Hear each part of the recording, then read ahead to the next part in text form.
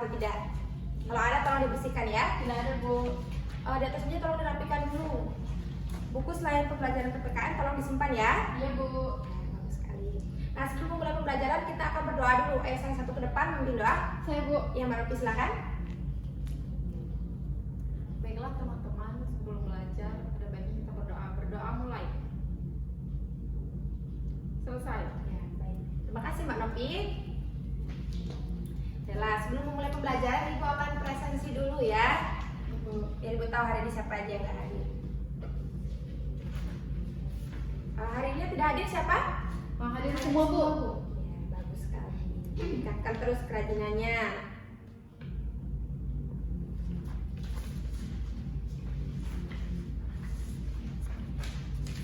Masih semangat belajarnya? Masih, Bu.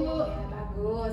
Nah, sebelum kita membahas mengenai materi yang kita bahas pada pertemuan hari ini, Ibu akan mengajak kalian untuk mengingat kembali apa saja sih materi yang kita bahas pada pertemuan minggu lalu.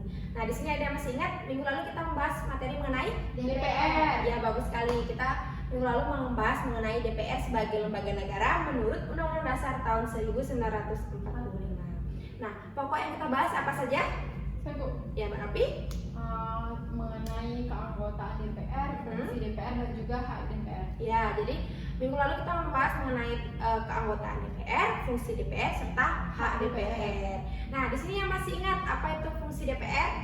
Yang Panca? Fungsi DPR terdiri dari fungsi anggaran, fungsi legislasi, dan juga fungsi pengawasan yang tertuang dalam pasal 20A ayat 1 Undang-Undang Dasar tahun 1945. Ya, benar sekali. Nah, untuk hak DPR ya Mbak Novi silakan dicoba. Masih ingat tidak? Masih kok, ada 3, yaitu hak interpelasi, hak angket, hak menyatakan pendapat. Ya. Ya, yang tertuang dalam pasal 20A ayat 2 Undang-Undang 1945. Ya. Ada sedikit kesalahan ya Mbak Novi ya. Undang-Undang Dasar tahun 1945. Tadi Mbak Novi kecepatan bacanya undang-undang aja, dasarnya nggak ada. Karena undang-undang dan undang-undang dasar itu berbeda ya, tidak sama gitu. Nah, bagus sekali kalian masih ingat mengenai materi yang kita bahas pada minggu kemarin, di mana kita minggu kemarin membahas mengenai DPR sebagai salah satu lembaga negara menurut Undang-Undang Dasar tahun 1945. Nah, pada pertemuan hari ini, Ibu akan mengajak kalian untuk membahas salah satu lembaga negara menurut Undang-Undang Dasar tahun 1945, yaitu DPD. Pada pertemuan ini kita akan melakukan diskusi ya, tapi sebelumnya Ibu akan menjelaskan dulu apa sih itu DPD, biar kalian tuh kayak ada sedikit pengantar sebelum kalian melakukan diskusi dan analisis. Nah, nanti setelah Ibu menjelaskan mengenai apa itu DPD, kalian akan menganalisis apa saja sih fungsi dan wewenang DPD dalam Undang-Undang Dasar tahun 1945. Nah, apa sih tujuan kita mempelajari DPD ini? Tujuan kita mempelajari DPD ini adalah supaya kalian mengetahui apa sih fungsi dan wewenang DPD menurut Undang-Undang Dasar 1945. Serta kalian nanti dapat membedakan apa saja fungsi dan wewenang setiap lembaga negara, biar nanti kalian nggak keliru. Nanti takutnya kalau kalian tidak memahami fungsi dan wewenang DPR, kalian anggap fungsi dan wewenang dari DPD gitu ya. Nah, baiklah, Ibu akan membahas mengenai DPD. Ada yang tahu DPD singkatan dari apa? Ya, Mbak Panca? DPD merupakan singkatan dari Dewan Perwakilan Daerah. Iya, benar sekali. DPD merupakan singkatan dari Dewan Perwakilan Daerah. DPD atau Dewan Perwakilan Daerah merupakan lembaga negara menurut Undang-Undang Dasar tahun 1945 yang berkedudukan sebagai lembaga tinggi negara. Ya, benar sekali, yang berperan sebagai lembaga tinggi negara. Nah, DPD sendiri merupakan lembaga baru di Indonesia ya, karena DPD baru terbentuk pada perubahan atau amandemen ketiga Undang-Undang Dasar tahun 1945, yaitu pada tahun 2001 ya. Bagus banget, berarti kalian semalam membaca dulu ya ini ya. Tepuk tangan dulu kita. Nah, sebelum adanya DPD, Indonesia itu menganut sistem pemerintahan unikameral. Namun setelah adanya DPD, Indonesia menganut sistem pemerintahan bikameral. Ada yang tahu di sini apa itu sistem pemerintahan bikameral dan apa itu sistem pemerintahan unikameral? Saya, Bu. Ya, Mbak Panca silakan. Sistem pemerintahan unikameral merupakan sistem pemerintahan yang terdiri dari satu kamar. Ya. Sedangkan sistem pemerintahan bikameral merupakan sistem pemerintahan yang terdiri dengan dua kamar. Ya, benar sekali. Jadi, sistem pemerintahan unikameral itu sistem pemerintahan yang terdiri dari satu kamar. dan sistem pemerintahan bikameral itu terdiri dari 2 kamar. Nah, pada saat Indonesia menggunakan sistem pemerintahan unikameral, lembaga negaranya itu hanya ada DPR. iya benar sekali, hanya ada DPR. Namun setelah adanya DPD, Indonesia menganut sistem pemerintahan bikameral, yaitu adanya DPD dan DPR. Benar sekali. Nah, ada yang tahu nggak sih apa itu tujuan dibentuknya DPR? Nah, DPR salah ya itu ya. Jadi apa sih tujuan dibentuknya DPD? Tujuan dibentuknya DPD ini adalah supaya ada lembaga negara yang dapat menampung dan mengangkat aspirasi dan kepentingan di tingkat daerah, gitu ya. Nah, selain itu juga memberikan kekuasaan secara penuh kepada daerah untuk menentukan keputusan politiknya yang berkaitan dengan kepentingan daerah. Selain itu juga dengan adanya DPD ini untuk supaya adanya kesetaraan antara tingkat pusat dan tingkat daerah. Jadi keputusan itu tidak hanya dari tingkat pusat, melainkan juga ada pertimbangan di tingkat benar sekali. Nah, selain itu juga kita akan membahas mengenai keanggotaan dari DPD. Nah, keanggotaan DPD itu dipilih melalui pemilihan umum yang dilaksanakan setiap 5 tahun sekali. ya benar sekali. Jadi pemilihan anggota DPD itu dilakukan pada saat pemilu yang terlaksana setiap 5 tahun sekali. Nah, anggota DPD ini berasal dari mana? Dari Tingkat provinsi. ya benar sekali. Jadi anggota DPD ini berasal dari tingkat provinsi. Jadi jangan salah ya, nanti ada yang mikirnya dari tingkat pusat, padahal ada tingkat provinsi.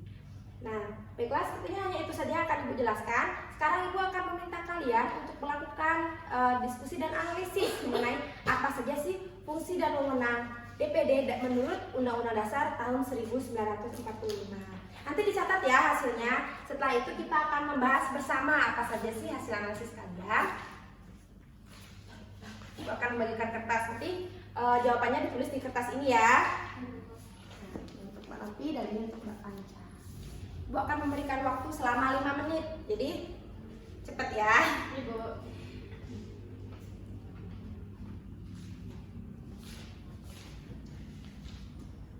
Sudah tahu di mana? Mana yang dulu? Ya dicari dulu.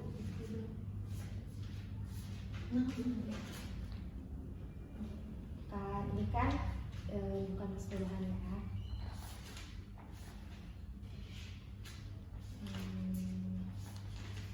Ini dia.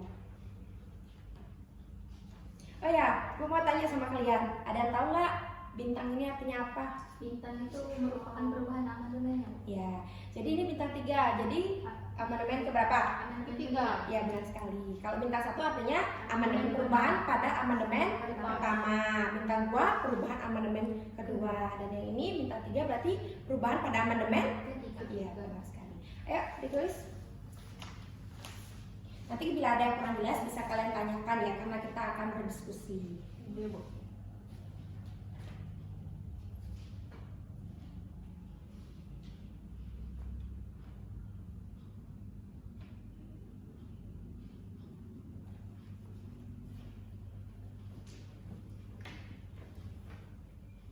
Baiklah anak-anak, Ibu rasa waktunya sudah cukup ya. Nah, sekarang kita akan membahas bersama hasil analisis kalian.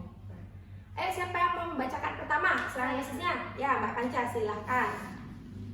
Fungsi dan wewenang DPR tertuang dalam pasal 22D. Salah tadi deh. DPD. Iya, masih terngiang-ngiang materi sebelumnya ya, DPR ya. Diulang. Fungsi dan wewenang DPD tertuang dalam pasal 22D Undang-Undang Dasar tahun 1945. Yang pertama, pasal 22D ayat 1. Dewan Perwakilan Daerah dapat mengajukan kepada Dewan Perwakilan Rakyat rancangan undang-undang yang berkaitan dengan otonomi daerah, hubungan pusat dan daerah, pembentukan dan pemekaran serta penggabungan daerah, pengelolaan sumber daya alam dan sumber daya ekonomi lainnya, serta yang berkaitan dengan pertimbangan keuangan pusat dan daerah. Ya, yang Mbak Panca bacakan tadi termasuk fungsi? Legislasi. Ya, benar sekali. Termasuk fungsi legislasi. Mbak Novi bacakan hasil analisisnya tadi. Jadi tadi hasilnya itu langsung aja Bu ya. Ya. Dewan Perwakilan Daerah ikut membahas rancangan undang-undang yang berkaitan dengan otonomi daerah, hubungan pusat dan daerah, pembentukan, pemekaran dan penggabungan daerah, pengelolaan sumber daya alam, dan sumber daya ekonomi lainnya, serta perimbangan keuangan pusat dan daerah, serta memberikan pertimbangan kepada Dewan Perwakilan Rakyat atas rancangan undang-undang, anggaran pendapatan dan juga belanja negara, dan rancangan undang-undang yang berkaitan dengan pajak, pendidikan, dan agama. Nah, itu tertuang dalam pasal berapa, Mbak Nopi? Pasal 22D ayat 2, Bu. Iya, benar sekali. Merupakan fungsi Pertimbangan. ya, bagus. Nah, ayo masih ada lagi? Saya Ya, Pak Panca. Pasal 22D ayat 3. Dewan Perwakilan Daerah dapat melakukan pengawasan atas pelaksanaan undang-undang mengenai otonomi daerah, pembentukan, pemekaran dan penggabungan daerah, hubungan pusat dan daerah, pengelolaan sumber daya alam dan sumber daya ekonomi lainnya, pelaksanaan anggaran pendapatan dan belanja negara, pajak, pendidikan dan agama, serta menyampaikan hasil pengawasannya itu kepada Dewan Perwakilan Rakyat sebagai bahan pertimbangan untuk ditindaklanjuti. Yang Bapak bacakan tadi termasuk fungsi DPD? Pengawasan. Ya, fungsi pengawasan. Tertuang dalam pasal?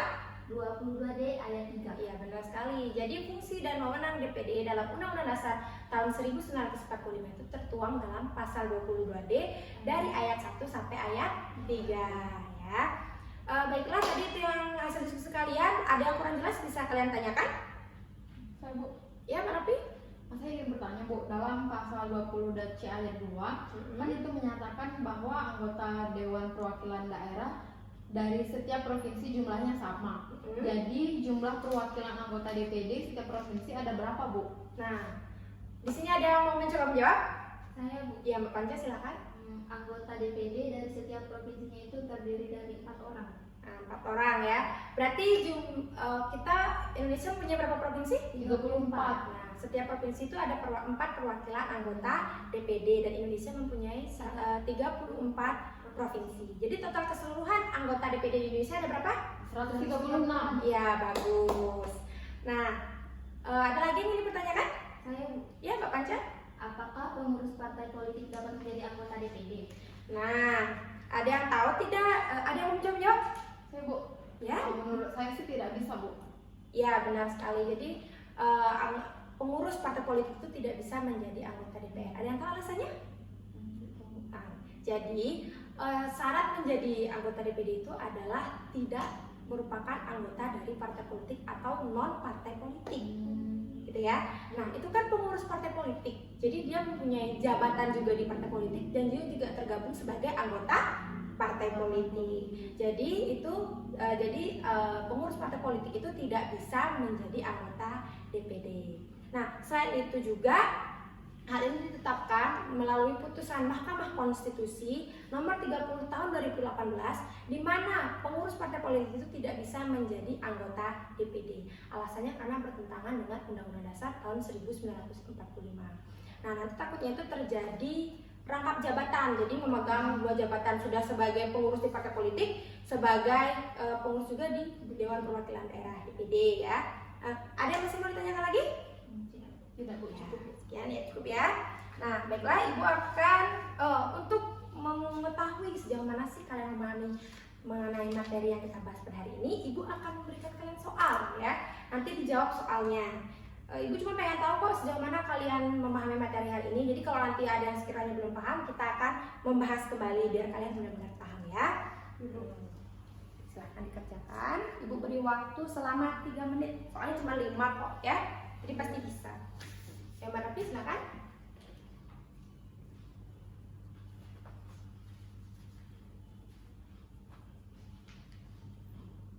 Udah berasa sudah cukup ya. Ibu akan mengoreksi dulu, Ibu akan melihat kasih jawaban kalian. Ya, bagus sekali ya. Kalian ternyata masih benar-benar ingat mengenai materi yang kita bahas. Cuma Mbak Nopi di sini kurangnya Undang-Undang Dasar, bukan undang-undang ya, jangan lupa ya. Karena Undang-Undang Dasar dan Undang-Undang itu berbeda. Ya. Nah, baiklah. Ada yang dapat menyimpulkan hari ini kita membahas mengenai apa saja? Saya, Bu. Ya, Mbak Panca? Jadi hari ini kita membahas tentang DPD, yaitu Dewan Perwakilan Daerah. Kita membahas mengenai anggota DPD Ya. yang setiap provinsinya terdiri dari 4 orang. Kita juga membahas mengenai fungsi dan wewenangnya yang terdiri dari fungsi legislasi, pertimbangan dan pengawasan yang tertuang dalam pasal 22D Undang-Undang Dasar tahun 1945. Ya, baik. Terima kasih Mbak Panca untuk kesimpulannya. Jadi kita tuh hari ini membahas mengenai DPD, di mana kita membahas mengenai keanggotaan, fungsi dan wewenangnya menurut Undang-Undang Dasar tahun 1945. Nah, untuk pertemuan minggu depan, Ibu akan meminta kalian untuk membaca materi yang akan kita bahas pada pertemuan berikutnya, yaitu mengenai presiden dan wakil presiden. Nah, minggu depan kita akan mempelajari mengenai apa saja sih fungsi dan wewenang presiden dan wakil presiden menurut Undang-Undang Dasar tahun 1945. Jangan lupa ya dibaca, biar minggu depan kita bisa bahas bersama-sama. Nanti misal ada yang tidak jelas, bisa kalian catat, kalian pertanyakan di pertemuan yang akan datang. Nah, Ibu rasa sekian dari Ibu. Kurang lebihnya Ibu mohon maaf, kita akhiri bersama-sama. Ayo kita akhiri dengan doa, salah satu maju ke depan. Yang mana Pi? Baiklah, untuk mengakhiri pembelajaran ada baiknya kita berdoa mulai. Selesai. Makasih Mbak Nopi. Selamat pagi anak-anak. Pagi Bu.